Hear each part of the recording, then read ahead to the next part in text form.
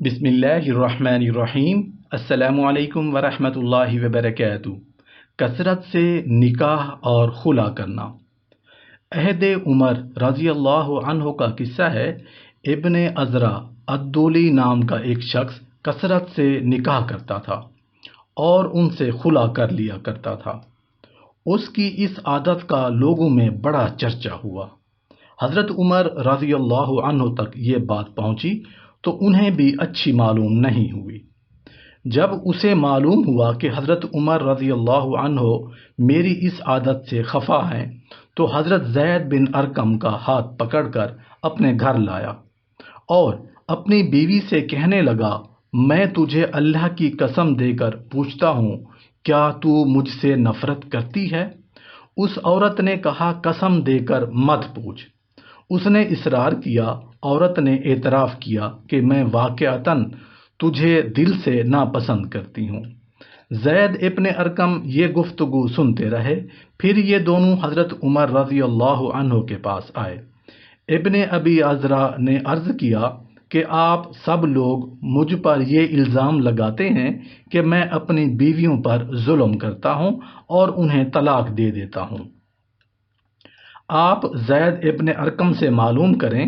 آپ نے زید ابن ارقم سے دریافت کیا۔ انہوں نے پورا واقعہ سنایا۔ عورت کی طلبی ہوئی۔ وہ اور اس کی پھوپھی دونوں حاضر ہوئیں۔ آپ نے پوچھا، کیا تو نے ہی اپنے شوہر سے ایسی بات کہی ہے؟ اس نے کہا، میں نے ایسا کہا ہے اور اب میں اللہ تعالیٰ سے توبہ کرتی ہوں۔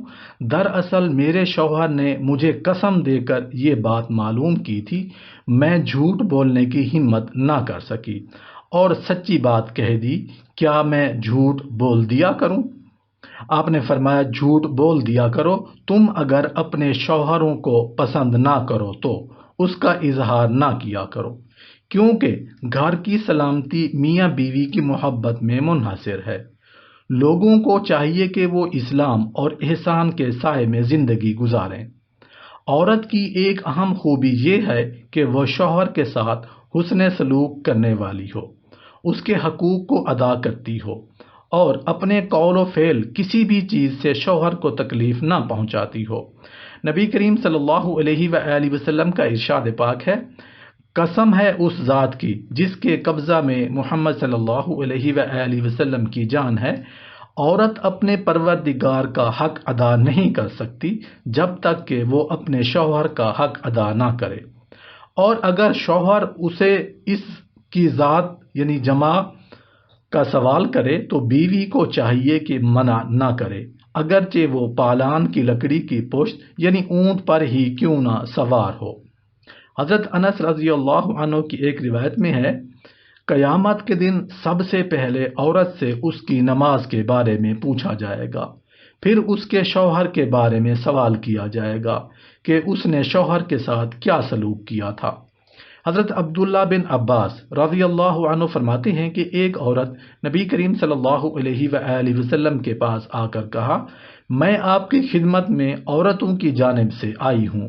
یہ جہاد جو اللہ تعالیٰ نے مردوں پر فرض کیا ہے، جس میں اگر وہ کوشش کریں تو اجر ملتا ہے اور اگر قتل کر دیے جائیں تو شہید ہو کر اپنے رب کے پاس زندہ ہوتے ہیں، انہیں رزق دیا جاتا ہے اور ہم عورتوں کی جماعت ان کی خدمت میں کھڑے رہتے ہیں، تو ہمارے لیے اس پر کیا ہوگا؟ آپ صلی اللہ علیہ وآلہ وسلم نے فرمایا، اپنے ملنے والی تمام عورتوں کو بتا دو کہ شوہر کی اطاعت کرنا اور اس کے حق کو تسلیم کر کے اس کی ادائیگی کرنا یہ اسی جہاد کے برابر ہے، لیکن تم عورتوں میں سے بہت تھوڑی عورتیں ایسی ہوں گی جو یہ کر سکیں گی۔ عورت کی ایک بہت بڑی اور اہم خوبی یہ بھی ہے کہ وہ شوہر اور اس کی جانب سے ملنے والی نعمتوں اور احسانات کی قدردان اور شکر گزار ہوتی ہے۔ صراحتاً تو دور کی بات ہے، اشاروں اور کنایوں میں بھی ناشکری نہیں کرتی۔ اس کے قول و فعل، لب و لہجہ اور طور طریقے سے کسی بھی طرح ناشکری کا کوئی عنصر نمایاں نہیں ہوتا، اور یقیناً عورت کی یہ ایسی عظیم صفت ہے جس سے اس کی نعمتوں میں ظاہری اور باطنی اضافہ ہوتا رہتا ہے، رحمتوں اور برکتوں کا نزول ہوتا ہے، اور اسی وجہ سے وہ عورت خود بھی سکھی رہتی ہے اور اس کا گھرانہ بھی خوشحال رہتا ہے۔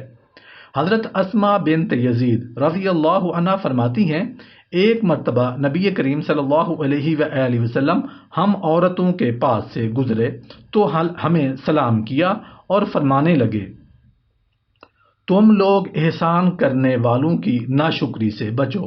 ہم نے دریافت کیا، یا رسول اللہ، احسان کرنے والوں کی ناشکری سے کیا مراد ہے؟ تو آپ صلی اللہ علیہ وآلہ وسلم نے ارشاد فرمایا، تم میں سے کوئی عورت اپنے ماں باپ کے گھر میں طویل عرصہ تک بغیر نکاح اور رشتہ کے بیٹھے رہے، پھر اللہ تعالیٰ اسے شوہر کی نعمت عطا کرے اور اس کے ذریعے اسے مال اور اولاد دے، پھر وہ اسی شوہر سے غصہ اور ناراض ہو کر یہ کہنے لگے، میں نے تو کبھی شوہر کے اندر کوئی خیر اور بھلائی دیکھی ہی نہیں،